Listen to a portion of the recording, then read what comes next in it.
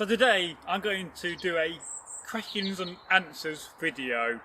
The other day on the channel, in the community post page, I asked for some questions from our lovely subscribers. And the first question goes to Martin, the Belfast Viking, who asked me in a comment, and I'll read it to you. He says, "What song can you not get out of your head?" Well, I've got a funny story. And the comment is, the song you can't get out of your head and favourite song of all time. Mine, I'm a dwarf and I'm digging a hole. Yes, we've done a little parody video about that. So back in the day, when I was filming with Eggle, I used to start singing and humming the song to the Sweeney. Do-do-do, do-do-do, do-do-do-do-do-do-do-do.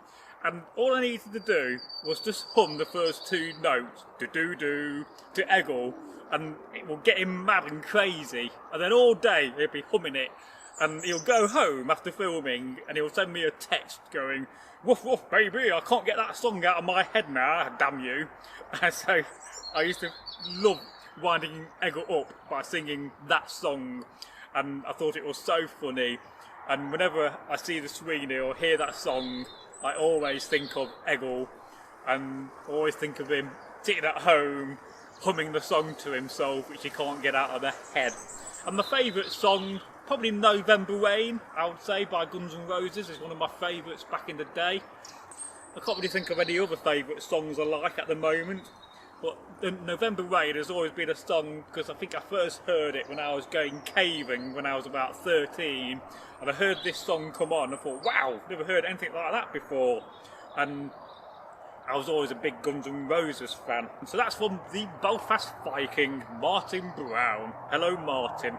So we have a comment here from Stephanie Smith, 1777. What is your favourite Arthurian movie and TV show of all time, if any, and favourite Arthurian book? Well, I don't think I've got a favourite Arthurian book from what I recall, but certainly one of the last Arthurian movies which we did a review of, and I think it was from around about 8 or 9 years ago. I think it's just called Arthur. That's one of my favourites. But back in the early 2000s, there was a really, really good King Arthur movie with the Romans and all the end of the Roman Empire. And again, I can't remember the name of that one. But yes, if you go to the channel, we have reviewed my most favourite. We kind of slated it at the time, but since that I've seen it. And I must say, a very good version of the King Arthur story. It's when the stone is in like a quarry, and they're bringing men from all over, and this guy who, you know, he was a bit of a thief, a bit of a lad, and lives in a house with all these women, you know, kind of gets captured and taken and put in the line in a boat. So that's my favourite King Arthur movie. And yes, and it's King Arthur, the Legend of the Sword. As I just googled it on my phone, I thought that was a very, very good film actually. So that's my favourite King Arthur movie. So let's go on from that. And I do intend to tell some Arthurian legends, there's quite a few of them. And there's certainly a book I saw and read many years ago, a Victorian book on the King Arthur stories. And I can never remember the name of the author. And that's a very good book as well. So we have a comment here from Baron Faber. Why don't you make videos of you crafting or making things? Even cooking a historical meal would be nice. Diversion from just rambling about Viking weapons again. Well, yes, I do intend to cover more crafting videos, because I can only talk about saxes and knives and axes for so long, which is why I like to tell the folk tales, and I must try to get back into that. In fact, I've done a lot of research and I've got a lot of folk tales to tell you, but also tales from history as well, from the medieval age. I'm also venturing into the Roman period, because I do have some Roman kit, but at some point I would need to invest. So one of the reasons why I don't do cooking, because I don't have anything to cook with. I don't have a cauldron, I don't have any ironwork. You know, if you're a smith out there, if you make these sort of items and you fancy sending some for free, then that would be lovely. I do have a side opening Saxon tent, so I think creating a setup because I've certainly got bowls and the utensils to eat from. I just don't have the utensils to cook from. So that's what's stopping me on that. And then gradually, as I get my house sorted, because I've been through this massive journey in the last couple of years since my dad died, I am planning to do sewing and demonstrate various things on camera. In fact, I've got a little bit of willow down here, which I'm going to at some point find a section and make an Anglo-Saxon mallet, which is a reconstruction from one of the books I've got. So you just got to give me time for that. And then we have another comment from Baron Faber. He says, "Why do you always wear so much? Every video I see you wearing at least 4 layers, not to mention the 3+ knives on your boat. What sensible medieval man would go around with more weapons than hands to wield them?" Well, first of all, I'm a reenactor. Secondly, I'm a content creator. I may be filming a video about a certain axe or a certain knife, and I sometimes forget to take it off. And I'm wearing all the hats on the channel. So I'm the director, I'm the producer, I'm the host, I'm the editor. So I do all these many jobs, and I don't have anybody to say to me, "Oh yes, you need to take that off. You're carrying too many knives," because I just don't have the time to regulate that. And you know, I'm wearing 2 knives at the moment, which I think is fine, and certainly within the reenactment world, having a fighting sax and a sax to eat with, that's perfectly fine. You know, what you don't want is 2 swords, or a lang sax and a sword, and 2 axes and 2 spears. And even though back in the day, if you had the coin, you may have a sword, and you may have a javelin and a spear, because your javelin is going to get thrown, your spears for attacking the shield wall, and then you go to your sidearm, which I'm not carrying at the moment. That is fundamentally why I sometimes carry too many weapons. And yes, you can carry too many weapons, and at some point when I get organised in the summer, I've got some nice weather, I'm going to challenge myself and make a video to see how many weapons I can carry before it's too many, because I think it's a really stupid idea, but I just want to explore, you know, can you carry 5 swords, can you carry 6 axes and a Dane axe and 3 spears and a shield?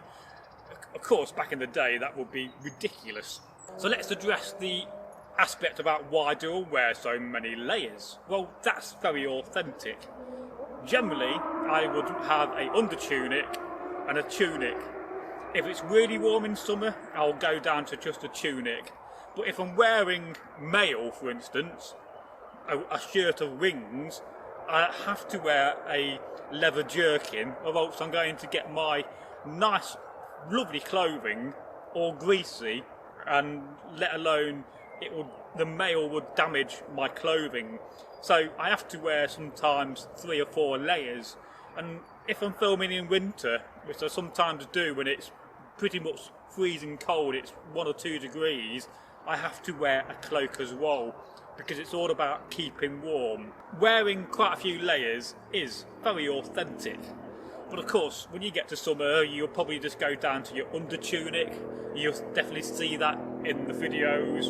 And if you go to the videos and you look over the time, you'll see that every time I film, I wear something different. Because, you know, today, for instance, as I've been filming, I know all the videos from the day, I'll be dressed like this.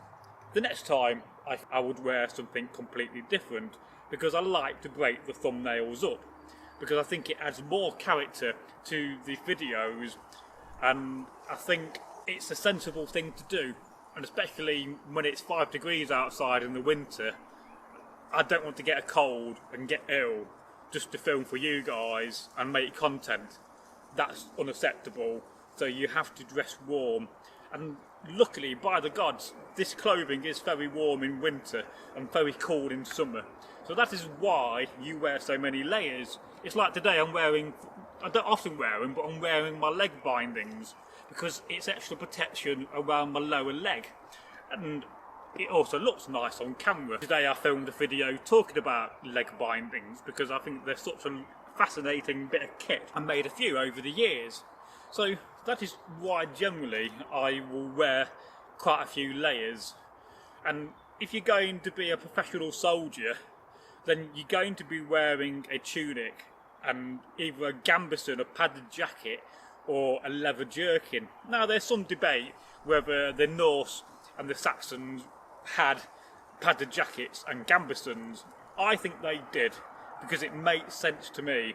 If you got an armour cap, why not have a armoured tunic like a gambeson? So it makes perfect sense.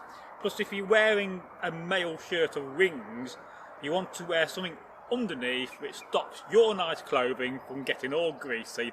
Because trust me, many years ago I had a tunic and I never used to wear a leather jerkin, and it just went black with oil and it was ruined.